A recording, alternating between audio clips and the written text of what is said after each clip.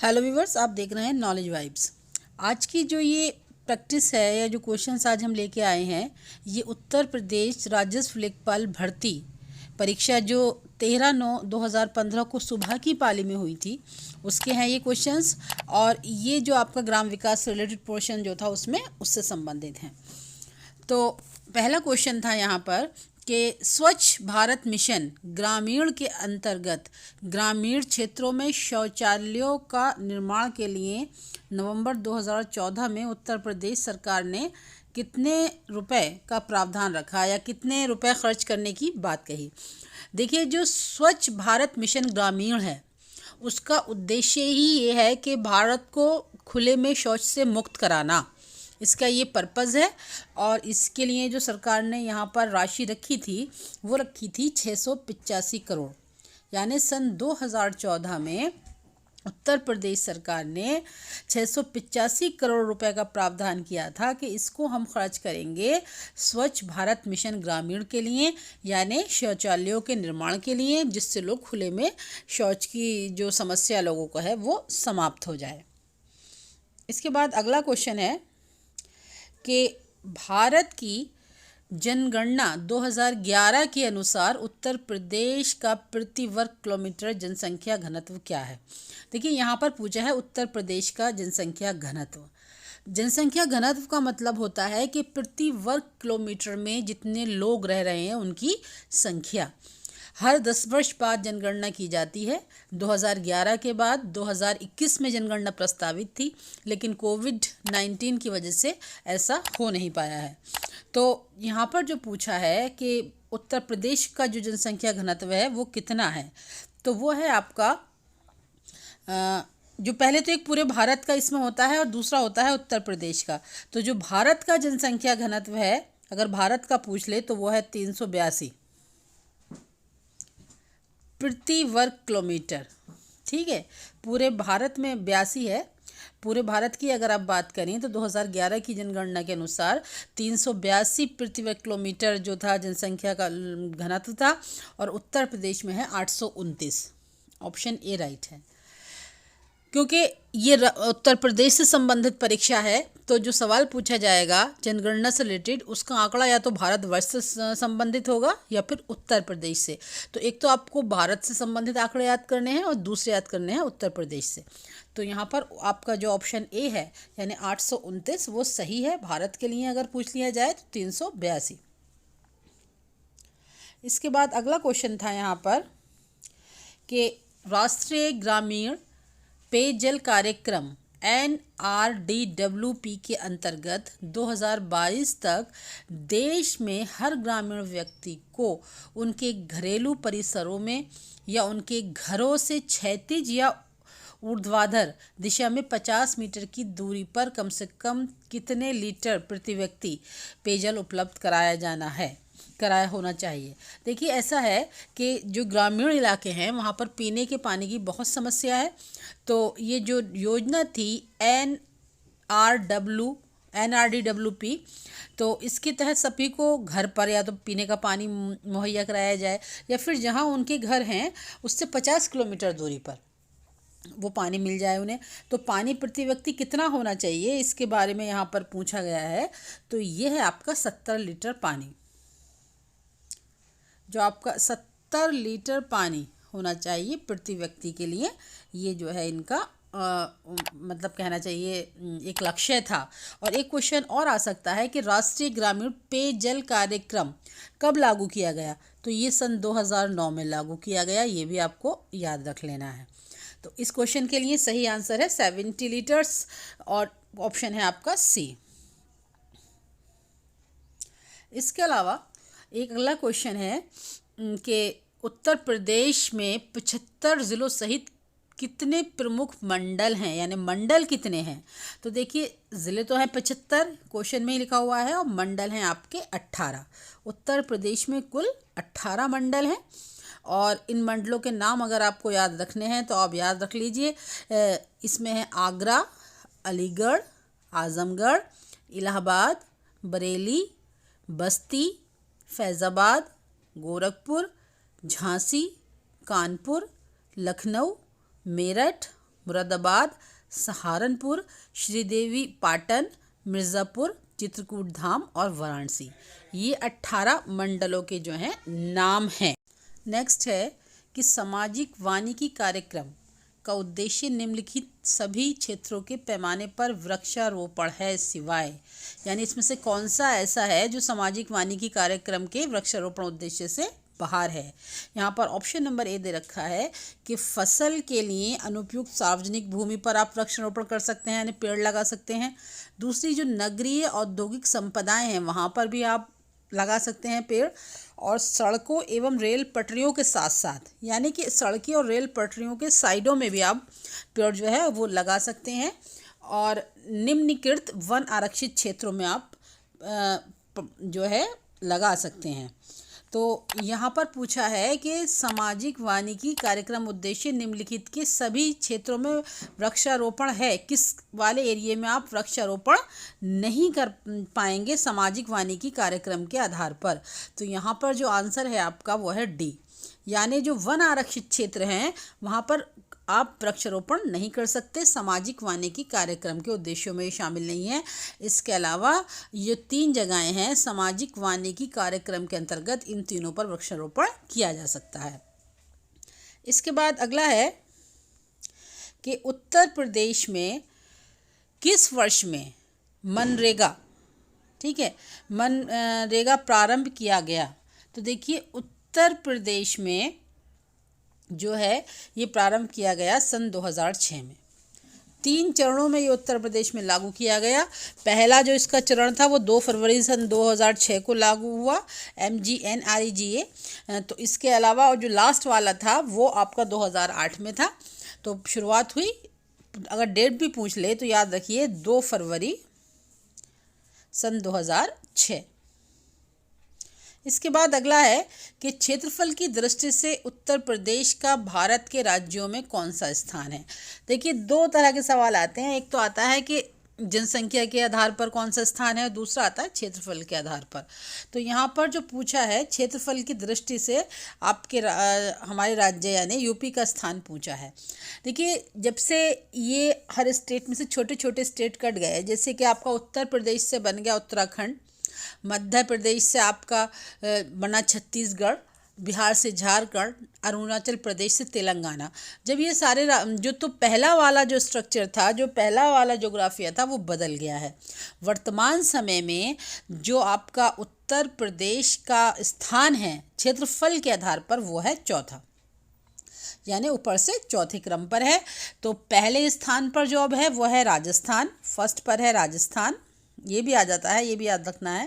पहले पर है राजस्थान, दूसरे नंबर पर आपका आएगा मध्य प्रदेश, तीसरे नंबर पर है आपका महाराष्ट्र, ठीक है, और चौथे नंबर का है आपका उत्तर प्रदेश। तो उत्तर प्रदेश का भारत के राज्यों में क्षेत्रफल के आधार पर चौथा नंबर है, ऑप्शन ए यहाँ पर आपका सही है। इसके बाद आगे आ जाइए कि 9वीं पंचवर्षीय योजना जो शुरू हुई या जिसकी समय सीमा थी 1997 से 2002 में, जो क्षेत्रीय क्षेत्रों में BPL के लिए निश्चित वार्षिक आय का स्तर तय किया गया, वो क्या था। देखिए BPL, सबसे पहले BPL क्या है, तो BPL का मतलब होता है बिलो पॉवर्टी लाइन, यानी ऐसे व्यक्ति जो गरीबों से भी गरीब हैं। तो कितनी वार्षिक आय मानी गई थी उसके लिए, तो जो यहाँ पर आपका सही ऑप्शन है वो ऑप्शन है 20,000, यानी ऐसे परिवार जिनकी वार्षिक आय 20,000 रुपये से कम थी या 20,000 रुपये तक थी, वो BPL में गिने जाएंगे, यानी बिलो पॉवर्टी लाइन कहे जाएंगे। ये 9वीं पंचवर्षीय योजना के आधार पर बात कही जा रही है। इसके बाद जो हमारा अगला है वो है कि उत्तर प्रदेश में प्रमुख रेल इंजन संयंत्र कहाँ स्थित है, यानी उत्तर प्रदेश में वो कौन सी जगह है जहाँ पर ज़्यादातर रेल इंजन जो हैं बनाए जाते हैं। इसके लिए आपको ऑप्शन है सही मुगल सराय क्षेत्र, ठीक है। उत्तर प्रदेश में प्रमुख रेल इंजन संयंत्र मुगल सराय क्षेत्र में स्थित है, और ये किस ज़िले में है, ये है वाराणसी का ये एक अंग है। वाराणसी ज़िले में है। और इसके अलावा 5 अगस्त, याद रखना है आपको कि 5 अगस्त, ठीक है, 5 अगस्त को अभी जो मतलब सन 2021 के 5 अगस्त को मुग़ल सराय का नाम बदलकर, जो मुग़ल सराय जंक्शन था वाराणसी में, उसका नाम बदलकर पंडित दीनदयाल उपाध्याय जंक्शन भी किया गया है। तो यहाँ पर ऑप्शन आपका सी सही है। ये पंडित दीनदयाल उपाध्याय जंक्शन आपको ज़रूर याद रखना है क्योंकि वो भी करंट में आपके शामिल है। इसके बाद अगला है कि उत्तर प्रदेश राजमार्ग भू नियंत्रण अधिनियम किस वर्ष में पारित किया गया। तो देखिए यहाँ पर सन 1945 आपका राइट आंसर है कि जो उत्तर प्रदेश अधिनियम है ये राजमार्ग भू नियंत्रण, ये पारित हुआ 1945, 1945। ठीक है, इसके बाद आगे आ जाइए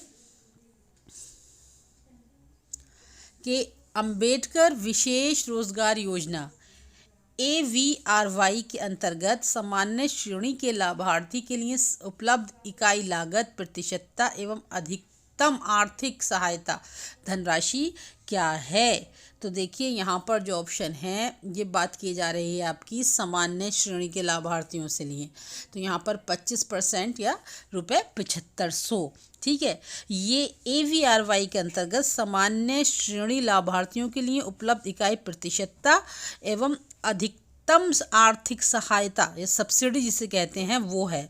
और अनुसूचित जाति और जनजाति के लिए यानी ST जो थे और SC जो हैं उनके लिए ये कितना है, उनके लिए 33% या फिर 10,000, जो भी अधिकतम हो वो एक, इनमें से भी यही बात है। ठीक है, तो सामान्य श्रेणी के लिए याद रखिए 25% या 7500, जो अधिक हो। SC ST आ जाए तो 33% और 10,000। इसके बाद अगला क्वेश्चन है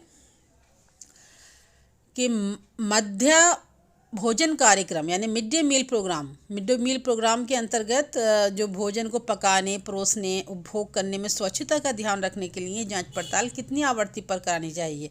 रोज़ाना करानी चाहिए यानी दैनिक, 3 महीने बाद देखना चाहिए, 7 दिन में एक बार, या पाक्षिक यानी 6 महीने में एक बार। तो देखिए जो खाना है, खाने का सिस्टम है, मिड डे मील प्रोग्राम है, तो वहाँ पर जो खाने को परोसने, पकाने और उसकी क्वालिटी को देखना है वो रोज़ ही देखना है। यहाँ पर आपका आवृत्ति जो है वो दैनिक होनी चाहिए, उसको रोज़ ही चेक किया जाना चाहिए। ऑप्शन ए आपका ठीक है। इसके बाद आगे है कि उत्तर प्रदेश राज्य की वित्तीय स्वास्थ्य की देखरेख तथा सरकारी लेन देनों में पारदर्शिता लाने के लिए कौन सी वेबसाइट तैयार की गई है। ये बहुत इम्पॉर्टेंट है और ये वैसे तो ये भी पुराने पेपर में आई हुई है, लेकिन ज़्यादातर एग्जामों में कई बार ये पूछी जा रही है। यहाँ पर है आपकी कोशवानी, सही आंसर है आपका कोशवानी। उस वेबसाइट का नाम है कोशवानी, जो वित्तीय स्वास्थ्य की देखरेख और सरकारी लेन देनों में पारदर्शिता लाने के लिए, यानी कोई धोखाधड़ी गड़बड़ी ना हो जाए, तो इसलिए ये तैयार की गई है। उसका नाम है कोशवानी। अगला, मध्य भारत में 1 बीघा हेक्टेयर के बराबर होता है। देखिए जो ज़मीन की नापतोल से संबंधित हैं पैमाने, उनके बारे में क्वेश्चन ज़रूर पूछा जाता है, बार बार पूछा जाता है, तो आपको वो सभी याद करने हैं। उसके लिए हम एक अलग से एक वीडियो लेकर आएंगे।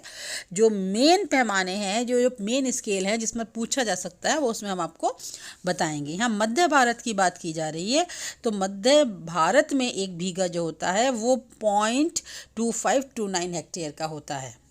0.2529 हेक्टेयर का होता है मध्य भारत में। ठीक है, मध्य भारत में 1 बीघा जो होता है वो होता है 2529.3 जो है मीटर स्क्वायर। ठीक है, इतना होता है। तो 1 हेक्टेयर में जब ये मान आप निकालेंगे तो वो आपका आएगा 0.2529 के बराबर। ठीक है, इसके बाद अगला क्वेश्चन है कि कौन सा शास्त्रीय नृत्य का उद्भव उत्तर प्रदेश में हुआ है। कुचिपुड़ी, कथक, घूमर या भरतनाट्यम। तो देखिए यहाँ पर उत्तर प्रदेश की बात पूछी जा रही है, तो कथक शास्त्रीय नृत्य है जिसका उद्गम उत्तर प्रदेश में हुआ है।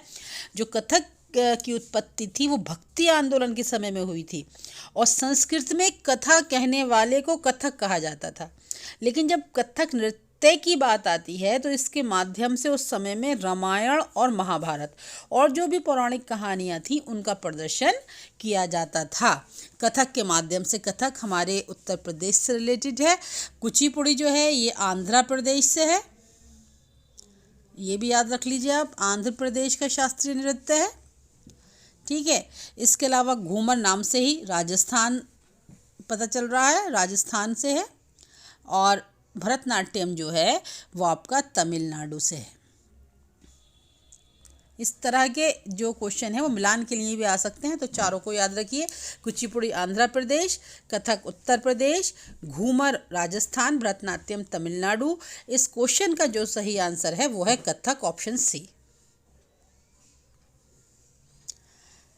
आगे आ जाइए कि जमाबंदी से क्या तात्पर्य है। कृषि प्रलेख, मैपिंग शीट, भू अधिकारों के प्रलेख या पटवारी के नक्शे की कपड़े की कॉपी, यानी कपड़े पे बनाया गया पटवारी द्वारा एक नक्शा। तो देखिए जो जमाबंदी है वो है आपका एक प्रकार का भू अधिकारों का प्रलेख है और ब्रिटिश काल से ये इसका यही मतलब है और ब्रिटिश काल में भी इसके यही कहा जाता था। जो जमाबंदी है वो आपका भू अधिकारों का एक प्रलेख। ठीक है, अगर वीडियो आप हमारी ध्यान से देख रहे हैं और पूरी सुन रहे हैं तो ऑप्शन या कमेंट्स में आप जाके बताइए कि खसरा या खतौनी किसे कहते हैं। इसके बाद अगला आ जाता है कि SGSY का पूर्ण रूप क्या है, यानी इसकी फुल फॉर्म बतानी है। तो वो तो आपको ऐसे ही देखकर ही पता चल जाएगी कि स्वर्ण जयंती ग्राम स्वरोजगार योजना। ठीक है, ये स्वरोजगार से संबंधित है। ऑप्शन जो आपका ए है वो सही है।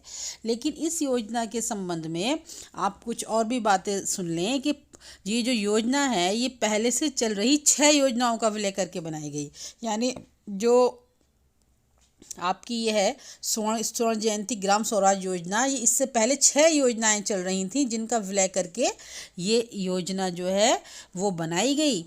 तो इन जो 6 योजनाएं थी वो लिख लीजिए आप। पहली है समन्वित ग्रामीण विकास कार्यक्रम IRDP। ठीक है, दूसरी थी, पहली थी उसमें IRDP जो 6 योजनाओं का विलय हुआ।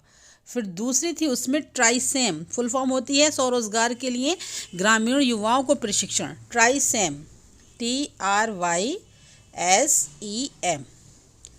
फिर आपका तीसरा था इसमें जिसे आप द्वारका कहते हैं, ग्रामीण महिला एवं बालोत्थान योजना। द्वारका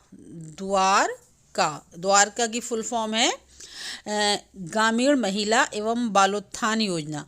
चौथा था आपका इसमें जो चौथी योजना थी इसका विलय किया गया वो था MWS। ठीक है, MWS की जो फुल फॉर्म है वो है 10 लाख कूप योजना। फिर एक 5वीं योजना थी सित्रा, 5वें नंबर पे थी आपकी SITRA,